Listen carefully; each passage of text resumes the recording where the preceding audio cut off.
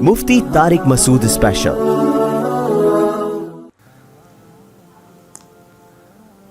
میت پہ رسومات دیکھ لیں آپ، اچھے اچھے دینداروں کو ہم نے دیکھا ہے، صبح شام تقریریں بھی ہوں گی۔ اپنے بارے میں ڈر لگتا ہے کہ ایسا نہ ہو کہ ہم بھی عملی زندگی میں ناکام نکلیں، ہم بھی بڑی بڑی باتیں کر رہے ہیں، ممبر پہ بات کرنا آسان ہے، جب عمل پہ آتا ہے تو پتہ چلتا ہے بھائی۔ میتوں پہ دیکھ لیں کیا کچھ ہو رہا ہے۔ اسلام نے میت کو بھی سادہ رکھا، بھائی تمیز سے دفنا دو، ایک آدمی کو مر گیا تو پہلی دفعہ تھوڑی مرا ہے، ساری دنیا آئی ہے مرنے کے لیے آئی ہے۔ وہ چیخنا ہا ہو ہی ہا، ایک عجیب طوفان بدتمیزی، پھر میت کی سیلفیاں، ناکوں میں روئیاں ٹھسی ہوئی سیلفیاں اچھی لگتی ہیں کسی کی، اس جنازے کی تصویریں شیئر ہو رہی ہیں، کیا بےہودگی ہے بھائی یہ۔ میت چھپانے کی چیز ہے، دکھانے کی چیز بولو نہیں ہے۔ لیکن علماء کا بھی وہی جنازوں میں لائن لگا لگا کے دیدار ہو رہا ہے کہ دلہن میں اور جنازے میں فرق تو رکھو بھائی۔ جب محلے میں دلہن آتی ہے تو رونمائی ہوتی ہے، محلے پڑوس کی عورتیں آتی ہیں دیکھتی ہیں، تو دیکھنے کی چیز ہے، دیکھنے دو بھائی، اس کی زندگی کا ایک موقع ہے۔ آج جتنی وہ سجی ہوئی ہے تو سب محلے کی عورتوں کو ایک ہوتا ہے دیکھیں جی ان کے گھر دلہن کیسی آئی ہے، تو سمجھ میں آتا ہے، دیکھنے دو، ٹکٹ لگا دو بھلے اس پہ۔ وہی حشر مردے کے ساتھ ہو رہا ہوتا ہے، وہی حشر کس کے ساتھ ہوتا ہے؟ مردے کے ساتھ۔ مر گیا چوک میں لٹا دیتے ہیں اس کو، آؤ دیکھو زیارت کرو، چھوڑو دفناؤ اس کو بھائی، اس کے منہ پہ کپڑا ڈالو۔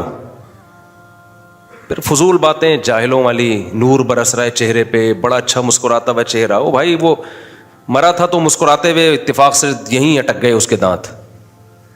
موت کے بعد سب نے سڑنا ہے، چاہے نیک ہو چاہے برا ہو، یہ کوئی بات نہیں ہے کہ جی چہرے پہ رونق آئی ہوئی ہے یا رونق نہیں بھی آتی تو کیا جہنم میں جا رہا ہے وہ، اگر رونق نہیں آئی ہوئی اس کے چہرے پہ۔ میں نے بہت سے نیک لوگ دیکھے مرے تو ان کے چہرہ سڑ گیا بالکل، وہ موت ایسی تھی، ڈاکٹر نے کہا جلدی دفناؤ، برین ہیمریج ہوا ہے تو بلڈ چہرے پہ آئے گا، چہرہ پھول کے خراب ہو جائے گا۔ ان کو کیا کہو گے کہ یہ جہنم میں جا رہے ہیں، رونق نہیں ہے ان کے چہرے پہ، حالانکہ ہمیں ان کے غالب گمانے کے وہ جنتی ہیں۔ کہ جو میت کی رونمائی کی رسمیں ہوتی ہیں، ناک میں روئی ٹھونسی ہوئی ہے اس کے، اور اس کے پھر پبلک آ کے لائن لگا لگا کے دیکھ کے جا رہی ہے، یہ غیر مسلموں کا طریقہ ہے۔ ہمارے نبی صلی اللہ علیہ وسلم اور صحابہ کرام، اور کمال کی بات ہے عربوں میں اب تک بھی یہ طریقہ رائج نہیں۔ عرب میں بڑے سے بڑے عالم کا انتقال ہو جائے، بادشاہ کا بھی انتقال ہو جائے نا، آرام سے غسل کفن کر کے تمیز سے کیا کر دیتے ہیں، دفنا دیتے۔ تو اس کو ہلکا لیا کرو موت اور زندگی کو، اس کو بڑھائے۔ میں نے اپنے بارے میں وصیت کی ہوئی ہے بھائی، میں مروں فوراً غسل کفن دفن، جتنی پبلک آ گئی نہیں آئی کوئی بات نہیں۔ پبلک اکٹھا کرنے کے چکر میں میت کو لٹانا اور دیر کرنا، اس میں لوگ آ رہے ہیں دیکھ رہے ہیں، یہ غلط طریقہ ہے بھائی۔ کوئی پہلی دفعہ کوئی نہیں مرا، کوئی ہمارا مرنا کوئی ایسا نہیں ہوگا کہ عظیم عالم اسلام، دنیا میں لفٹ نہیں کراتے لوگ، جب علماء دنیا سے جاتے ہیں عالم اسلام کا ایک ایسا عظیم نقصان کہ اب اس کی قیامت تک امام مہدی بھی تلافی نہیں کر سکتے، کچھ نہیں ہوا بھائی۔ لوگ آ رہے ہیں مارکیٹ سے، کیا کر رہے ہیں، پیدا ہی مرنے کے لیے ہوئے ہیں، نکل لیں گے پتلی گلی سے، کسی بھی ٹائم پہ کیا ہوگا، نکل لیں گے۔ جیسے ہی نکلیں غسل کفن دفن، چلو بھائی دعا پڑھ لی، اللہ تعالیٰ مفتی صاحب کی مغفرت فرمائیں، بس یہ دعاؤں کی ضرورت ہے۔ وہ رو رو کے دعائیں مانگو بھائی، محبت کا تقاضا کیا ہے، طبیعت سے دعائیں مانگو، ساری زندگی مانگو، اس سے پتہ چلے گا۔ دیکھو ہمارے والد صاحب کا انتقال ہوا، ان کا عشاء کے بعد 9 بجے میرا خیال ہے انتقال ہوا تھا، تو اور میرے والد صاحب محلے کے بہت مشہور آدمی تھے، لوگ بہت محبت کرتے تھے کیونکہ بہت سارے بچوں کو قرآن پڑھایا انہوں نے، تبلیغی جماعت کے امیر بھی تھے وہ، تو غیر مشہور شخصیت نہیں تھے، اور لوگ بہت محبت کرتے تھے۔ مسجد کے امام صاحب جب ان کی میت کا اعلان کر رہے تھے تو رو رہے تھے، ہم نے بہت کم دیکھا تھا امام صاحب کو کسی کے اعلان پہ روئے ہوں۔ لیکن ہوا کیا ہے، جب لوگوں کو پتہ چلا نا، جس وقت خبر پھیلی تھی، تو لوگ جب آئے تو ہم نے کہا ہم تو جنازہ پڑھ کے دفنا چکے۔ لوگ حیران ہو رہے تھے کہ یہ تو رات ہمارے ساتھ بیٹھے ہوئے تھے۔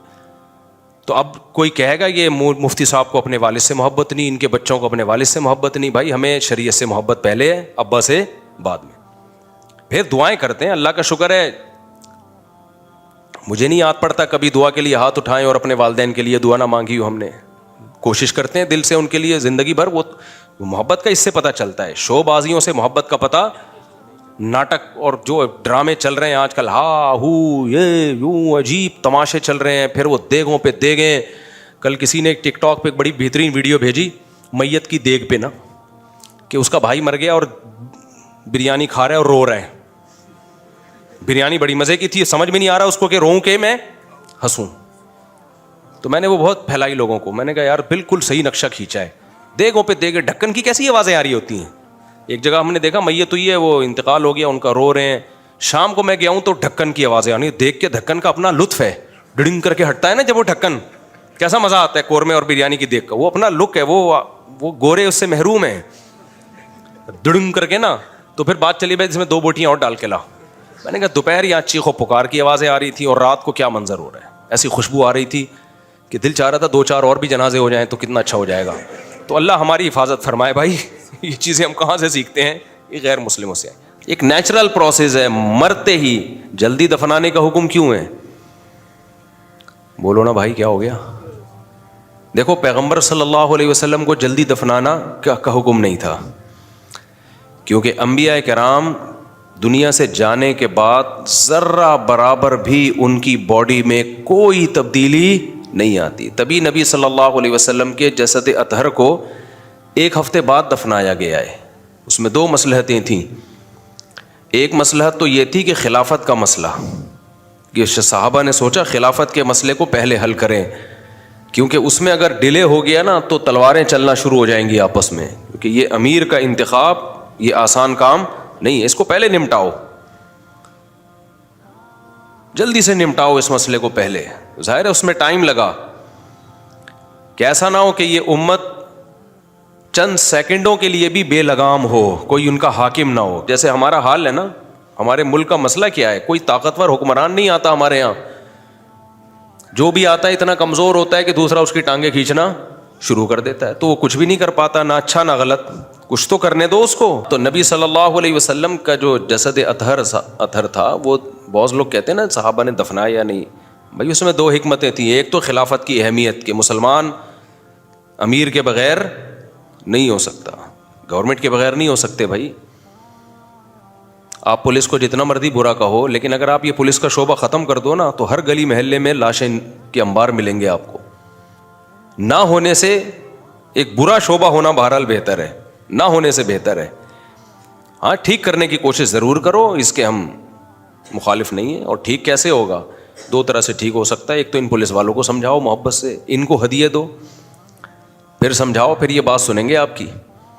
دوسری بات یہ کہ آپ اچھے لوگوں کو محکمہ پولیس میں بھرتی کرو, آپ کے پاس راستہ کھلا ہوا ہے. لوگ کہتے ہیں کہ نہیں جی چند لوگوں کا اس پہ قبضہ ہے. بھائی کسی حد تک قبضہ ہے, کسی حد تک آزادی بھی ہے. تو یہی ہو سکتا ہے, اور کچھ نہیں ہو سکتا. تو نبی صلی اللہ علیہ وسلم کے جو میت کو جنازے کو دیر سے دفنایا گیا, اس میں 2 حکمتیں. ایک تو یہ خلافت, صحابہ نے کہا سب سے پہلے خلیفہ کا تعین ہوگا, یہ امت بغیر خلیفہ کے بغیر حکومت کے نہیں رہے گی, حالانکہ وہ بہترین دور تھا, بہترین. دوسرا مسئلہ, اللہ اپنے حبیب صلی اللہ علیہ وسلم کا یہ معجزہ دنیا کو دکھانا چاہتے تھے کہ 1 ہفتہ آپ صلی اللہ علیہ وسلم کا جسد اطہر ساری دنیا نے دیکھ لیا کہ اس میں کوئی تغیر ذرہ برابر بھی نہیں ہے. میڈیکلی یہ پاسبل ہے کیا؟ جیسے ہی انسان کی موت واقع ہوتی ہے فوراً سے پہلے اس کی باڈی میں, آپ کو پتہ ہے ڈاکٹر کیا کہتے ہیں, کہ ہماری باڈی پہ باہر کے جراثیم ہر وقت حملہ کر رہے ہوتے ہیں. یہ مرغے کو ذرا خاموش کراؤ بھائی کوئی جا کے, یہ نیا مرغہ آیا ابھی, اس کو تمیز نہیں ہے کہ جمعے کے دن تقریر کے دوران کیسے بیٹھنا ہے, تمیز سکھانی پڑے گی. تو مجھے یہ تو مرغی لگ رہی ہے, مرغا نہیں ہے. خیر, تو جب بھی کوئی شخص مرتا ہے نا, دیکھیں گوشت آپ تھوڑی دیر کے لیے رکھ دیں, کتنی جلدی وہ خراب ہونا شروع ہوتا ہے نا, کتنی جلدی. فریج کے باہر آپ نے سالن رکھ دیا, شام کو ذائقہ چینج. اور کچا گوشت تو اور جلدی خراب ہوتا ہے. یہ بھی ایک اللہ تعالیٰ کی قدرت ہے. ہماری باڈی تو گوشت کی بنی ہوئی ہے, یہ کیوں خراب نہیں ہو رہی؟ میں نے تھوڑا سا پڑھا ہے اس کو. ہر وقت باہر کے جراثیم ہمارے اس گوشت پہ حملہ کر رہے ہوتے ہیں, ہمیں سڑانے کے لیے, کھانے کے لیے. اندر کے جو جرمز ہیں نا ہمارے, جو ہماری باڈی کی حفاظت کے لیے اللہ نے پیدا کیے, وہ 24 گھنٹے بندوقوں اور توپوں سے ان پہ فائرنگ کر رہے ہوتے ہیں. یہ 24 گھنٹے کی جنگ ہے بارڈر کی, 24 گھنٹے. جو وہ جرمز جو ہماری باڈی کی حفاظت کے لیے اللہ نے بنایا, وہ 24 گھنٹے لڑ رہے ہیں کن جراثیم سے؟ جو ہماری باڈی کو خراب کرنے میں لگے ہوئے ہیں. ہر وقت کی جنگ ہے یہ, ہر وقت کی لڑائی ہے یہ. وہ ادھر اٹیک کر رہے ہیں, یہ ان پہ اٹیک کر رہے ہیں. کچھ ان کے مرتے ہیں, کچھ ان کے مرتے ہیں, لیکن یہ انڈے بچے پیدا کر چکے ہوتے ہیں مرنے سے پہلے. پھر یہ فائٹ کر کے یہ اسٹرانگ ہو جاتے ہیں. جس ملک کی فوج نے زیادہ جنگیں لڑی ہوں تو وہ زیادہ اسٹرانگ ہو جاتی ہے نا. تو یہ بھی ایسے ہی, یہ اگر جنگ نہیں لڑیں گے تو یہ ویسے ہی مر جائیں گے بیچارے. تو یہ لڑتے رہتے ہیں, ہر وقت لڑتے رہتے ہیں, ہر وقت لڑتے رہتے ہیں. ماں کے پیٹ میں یہ لڑنا شروع کرتے ہیں اور موت کی آخری ہچکی تک ان کی فائٹ رہتی ہے. جیسے ہی آپ کی ڈیتھ ہوتی ہے تو یہ لڑنا چھوڑ دیتے ہیں. اب باہر کے جو فوجی ہیں نا, جو دشمن جراثیم ہیں, وہ توپوں اور گنوں کے ساتھ آپ کی باڈی میں داخل, اور فوراً آپ کے چہرے کی رونق ختم. یہ میں رپورٹ نہیں پیش کر رہا میڈیکلی, یہ آپ کو یہ بتا رہا ہوں کہ یہ نیک ہو یا بندہ برا ہو, دونوں کے ساتھ یہ ہوتا ہے. سمجھتے ہو کہ نہیں سمجھتے؟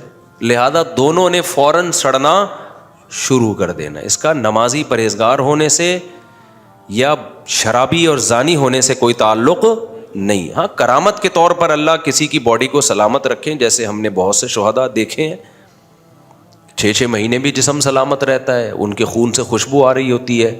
تو یہ اللہ کی طرف سے. اب جو کام اللہ کا ہے وہ تو اللہ کرے گا نا, ہمیں تو ظاہری کے مکلف ہے نا ہم. آپ پیغمبر کے بارے میں صحابہ اور تابعین سب کا اجماعی عقیدہ تھا کہ پیغمبر کے جسم خراب نہیں ہوتا, کیونکہ ان کو جو حیات ملتی ہے برزخی حیات, وہ عام مومنین جیسی نہیں, بہت پاورفل حیات ہوتی ہے. وہ ان کی باڈی کبھی خراب نہیں ہوتی, کسی پیغمبر کا جسم کبھی خراب نہیں ہوتا. یہ مضمون احادیث سے بھی ثابت ہے کہ اللہ نے پیغمبروں کے جسم پر مٹی کو حرام کر دیا ہے. تو اور کمال کی بات یہ کہ یہ دشمنان اسلام بھی یہ بات سمجھتے ہیں. تبھی سید الانبیاء صلی اللہ علیہ وسلم کے جسد اطہر کو بہت دفعہ قبر شریف سے نکالنے کی اسلام دشمنوں نے کوشش کی ہے, اس میں کامیاب نہیں ہوئے. تبھی نبی صلی اللہ علیہ وسلم کی قبر مبارک کے ارد گرد جو ہے وہ سیسا ڈالا گیا ہے تاکہ کوئی سرنگ بنا کے یہ جسارت نہ کر سکے. اور اللہ نے یہ مقام ابو بکر و عمر رضی اللہ عنہما کو بھی دیا ہے کہ ان کی باڈی بھی سلامت ہے. غالباً عمر بن عبدالعزیز رحمہ اللہ کا دور تھا یا ان کے بعد کا دور تھا. حضرت عمر رضی اللہ تعالی عنہ کے قبر مبارک کی جگہ کھل گئی تھی تھوڑی سی, بارش سے یا کسی اور وجہ سے. تو مورخین لکھتے ہیں کہ اتنی خوشبو وہاں سے ظاہر ہوئی ہے, اتنی خوشبو. یہ واقعہ جب ہم لوگوں کو سناتے ہیں نا تو ملحد اور ایتھیس لوگ اور جو آج کل کے سیکولر لوگ ہیں نا, جو کرامات کے منکر ہیں, وہ ہنستے ہیں کہ قصے کہانیاں ہیں.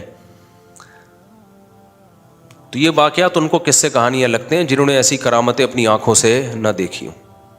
ہم نے تو چونکہ اس زمانے کے شہیدوں کے خون کی خوشبو سونگھی ہے, اس لیے ہمارے لیے اس واقعے کو تسلیم کرنا بہت آسان ہے کہ یار یہ تو آج کے شہیدوں کے ساتھ ہو جاتا ہے. وہ تو عمر بن خطاب تھے جن کے بارے میں نبی نے فرمایا لو کان بعدی نبی لکان عمر, میرے بعد کوئی نبی ہوتا تو کون ہوتے؟ عمر ہوتے. تو بعض دفعہ شہداء کے ساتھ ہو جاتا ہے, لیکن یہ بھی کوئی قاعدہ کلیہ نہیں. حضرت حمزہ شہید تھے, ان کی قبر جب کھولی گئی ہے تو جسم سلامت تھا. حضرت حمزہ رضی اللہ تعالی عنہ جہاں شہید ہوئے نا, آج ان کی قبر وہاں نہیں ہے کیونکہ سیلابی پانی کی وجہ سے اس قبر کے گرنے کا خطرہ تھا, ان کو شفٹ کیا گیا, منتقل کیا گیا, تو جسد اطہر سلامت تھا ان کا. لیکن علماء کہتے ہیں کہ یہ بھی کوئی قاعدہ کلیہ نہیں ہے. اگر کسی شہید کا جسم خراب ہو گیا, بدبو آنے لگی, تو اس سے بدگمان ہونا جائز نہیں ہے, کیونکہ کرامت کا صدور جب اللہ چاہتے ہیں ہوتا ہے, جب نہیں چاہتے نہیں ہوتا. اور انسان کی عظمت کا تعلق, اس کے بلند مرتبے کا تعلق کرامت سے نہیں ہے بلکہ اس کے اعمال سے ہے. تو کسی نے حق کی خاطر جان دے دی, شہید ہو گیا, تو بس حدیث میں آتا ہے شہید کے خون کا قطرہ زمین پہ گرنے سے پہلے اللہ اس کے گناہوں کو معاف کرتے ہیں. تو بس ہمارے لیے یہ دلیل شہید کی کرامت کے لیے کافی ہے. بے شک اس کا جسم خراب ہو جائے, ہم نے ایسے شہید بھی دیکھے ہیں جن کی باڈی سے اسمیل آنے لگی, بدبو آنے لگی. کوئی بدگمان ہونے کی ضرورت نہیں ہے بھائی, جس نے اللہ کی خاطر جان دے دی, اب اس کے خون سے خوشبو آئے یا بدبو آئے اس سے ہماری صحت پہ کوئی فرق نہیں پڑتا. سوال پیدا ہوتا ہے جب نہیں پڑتا تو پھر اللہ بعض شہیدوں کو یہ درجہ دیتے ہیں, بعض کو نہیں دیتے. تو بھائی وہ اللہ کی مرضی ہے, اللہ بتانا چاہتے ہیں کہ دیکھو میرے اختیار میں ہے, میں اسباب کا مکلف پابند نہیں ہوں, میں جب چاہوں گا جو چاہوں کر دوں گا. یہ بالکل ایسے اعتراض ہوگا کہ جیسے یہودی نبی صلی اللہ علیہ وسلم پہ اعتراض کرتے تھے کہ دیکھیں پچھلے پیغمبروں میں تو ایک معجزہ ہوتا تھا کہ جس کی قربانی قبول ہوتی تھی آسمان سے آگ آتی تھی اور وہ کھا جاتی تھی اس کے جانور کو, تو آپ یہ معجزہ کیوں نہیں دکھا رہے؟ تو نبی نے کیا فرمایا, بھائی تمام پیغمبروں کے ساتھ ایسا نہیں ہوا, یہ کوئی قاعدہ تھوڑی ہے. نبی صلی اللہ علیہ وسلم کو اور معجزے دیے. اب کوئی عیسائی یہ دعویٰ کرے کہ عیسیٰ علیہ السلام تو مردوں کو زندہ کر دیا کرتے تھے, سید الانبیاء محمد صلی اللہ علیہ وسلم تو کیوں نہیں زندہ کر دیتے؟ تو ہم کیا جواب دیں گے؟ بھائی اللہ نے وہاں یہ معجزہ دکھایا, یہاں چاند کے 2 ٹکڑے کر دیے, تو وہ اللہ کی مرضی ہے. پھر بھی اگر کسی عیسائی کی سمجھ میں نہ آئے تو آپ اسے کہیں اچھا موسیٰ علیہ السلام کو تو تم بھی مانتے ہو, وہ تو لاٹھی کو سانپ بنا دیا کرتے تھے, عیسیٰ علیہ السلام نے لاٹھی کو سانپ کیوں نہیں بنایا؟ فما ہوا جوابکم فیہا فہو جوابنا فیہ. سمجھتے ہو کہ نہیں سمجھے؟ مجھے پتہ ہے. مطلب یہ ہے کہ پھر جو آپ وہاں تعویل کرو گے وہی تعویل ہم کیا کر لیں گے, یہاں کر لیں گے. الزامی جواب بڑے خاندانی ہوا کرتے ہیں. الزامی جواب جو ہے نا, جب سامنے والے کے سمجھ میں نہ آ رہا ہو نا تو اسی کی دلیل کو اسی پہ پھیر دو, اسی کی دلیل کو اسی پہ پھیر دو. ایک اہل حدیث مجھ سے کہنے لگے کہ وہ 3 طلاق پر نا میری واٹس ایپ پہ ان میں بحث چل رہی تھی, تو وہ میں نے قرآن کی آیتیں پڑھی کہ قرآن تو کہہ رہے 3 ہوتی ہیں, ایک مجلس اور الگ الگ مجلس میں قرآن تو کوئی فرق نہیں کرتا. تو انہوں نے وہ مسلم کی حدیث پیش کر دی کہ نبی کے دور میں 3 طلاقیں ایک ہوتی تھیں. تو میں نے کہا قرآن کیا کہہ رہا ہے؟ اچھا نبی کے دور میں بھی 3 طلاقیں ایک نہیں ہوتی تھیں, اس حدیث کا مطلب لوگ غلط بیان کرتے ہیں, لیکن ابھی ٹاپک نہیں ہے یہ, تو اس لیے میں اس کو نہیں چھیڑ رہا. یہ مجھے بیچ میں یہ جملہ اس لیے بولنا پڑتا ہے کہ لوگ پھر یہ چلاتے ہیں, بولتے ہیں ان کو تو پتہ ہی نہیں. تو پتہ ہے الحمدللہ. تو میں نے ان کو جواب دینے کے لیے نا, بحث کو سمیٹنے کے لیے میں نے کہا قرآن کیا کہہ رہا ہے؟ تو وہ فوراً کہنے لگے قرآن کا مطلب نبی سے اچھا کوئی سمجھ سکتا ہے. تو میں چاہتا تھا اس پہ آئیں وہ. میں نے کہا بہترین بات کی آپ نے, واقعی نبی سے اچھا کوئی نہیں سمجھ سکتا. تو پھر میں نے صحابہ کے فتویٰ دکھانے شروع کر دیے جو کہتے تھے اکٹھی 3 طلاقیں 3 ہوتی ہیں. وہ تو صحابہ سے تو یہی منقول ہے, اس کے خلاف نہیں منقول. تو کہنے لگے نبی کیا کہہ رہے ہیں, نبی کے دور میں کیا ہوتا ہے؟ تو میں نے کہا آپ نے جیسے کہا کہ نبی سے اچھا قرآن کوئی نہیں سمجھ سکتا, تو صحابہ سے اچھا نبی کو کوئی سمجھ سکتا ہے؟ سمجھتے ہو کہ نہیں سمجھتے؟ یہ اٹ از کالڈ الزامی جواب. اور تحقیقی جواب یہ ہوتا ہے کہ کسی حدیث میں ایسا نہیں ہے کہ نبی کے دور میں ایک مجلس کی 3 طلاقیں ایک سمجھی جاتی تھیں نبی کے حکم سے, یا نبی نے اس پر رضا کا اظہار کیا ہو, ایسا کہیں بھی نہیں ہے. نبی کے سامنے اکٹھی 3 طلاقیں دی گئی ہیں, بخاری کی حدیث ہے, تو اس کو آپ نے 3 ہی سمجھا ہے, بخاری کی حدیث ہے یہ. خیر میں یہ عرض کر رہا تھا, کیا عرض کر رہا تھا, میں بھول ہی جاتا ہوں. ہاں نبی صلی اللہ علیہ وسلم, وہ تو ہو گیا نا. تو سید الانبیاء صلی اللہ علیہ وسلم کا جو جسد اطہر کو رکھا گیا, اس میں بڑی حکمت کیا ہے کہ آپ کا جسد اطہر خراب نہیں ہوتا. لیکن عام جو میت ہے, خراب کا لفظ کہنا بھی میں سمجھتا ہوں بے ادبی ہے. آپ کے جسد اطہر میں ذرا بھی تغیر بھی پیدا نہیں ہوتا, ذرا بھی نہیں تغیر ہوتا. تو اب ہو کیا رہا ہے, ہم لوگ بہت ساری چیزیں نا غیر مسلموں سے لی ہیں ہم لوگوں نے, کیونکہ ہم لوگ بہت طویل عرصہ ہندوؤں کے ساتھ رہے ہیں. تو ہماری سوسائٹی میں کچھ چیزیں کہاں سے آ گئی ہیں, ہندوؤں سے آ گئی. جہیز آ گیا ہندوؤں سے, بارات آ گئی ہندوؤں سے, ایک بیوی والا سیٹ اپ کہاں سے آ گیا؟ ہندوؤں سے آ گیا. دیر سے شادی انگریزوں سے آ گئی. اپنا تو کچھ رہا نہیں نا. ہماری حکومتیں جو اسلامی حکومتیں ہوا کرتی تھیں وہ تو بڑھ گئیں, اور ہمارا جو اپنا ہمیں اسلامی ملک ملا اس میں بھی ہم نے اسلام کو نافذ نہیں کیا. اس میں بھی ملا جلا اسلام ہے. اس میں کون سا اسلام ہے کہ جب ہماری لبرل اور سیکولر حکومتوں کو کچھ کرنا ہوتا ہے نا غیر اسلامی کام, تو اس کو اسلام قبول کروا کے کروا دیتے ہیں. وہ کیا کروا دیتے ہیں؟ مشرف با اسلام کر کے مارکیٹ میں, جیسے یہ عدالتی خلا کے خلاف آج کل میں بہت چیخ رہا ہوں نا, تو اس پہ بھی قرآن کی آیتوں کے لیبل لگا دیے انہوں نے. میں ایک جملہ یاد رکھو بس, یہ بس اب میں زیادہ نہیں اس ٹاپک پہ بولوں گا. جج صرف اپنی بیوی کو طلاق دے سکتا ہے, دوسروں کی بیویوں کو نہیں دے سکتا. بس یہ یاد رکھو, یہ نعرہ لگایا کرو.